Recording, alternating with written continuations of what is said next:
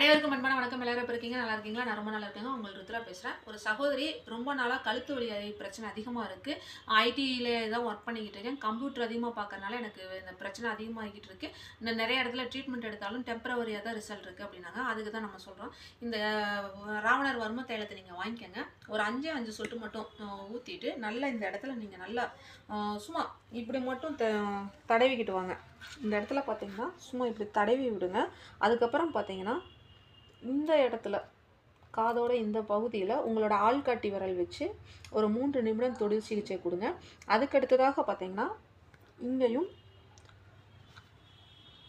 இந்த இது இருக்குது பார்த்தீங்களா, இங்கே இதோட இந்த இடம் இங்கே இந்த 2 இடத்துலையும் தொடு சிகிச்சை 3 நிமிடம் கொடுங்க. அதுக்கப்புறம் பார்த்தீங்கன்னா இது நாடின்னு சொல்லுவாங்க. இந்த இடத்துல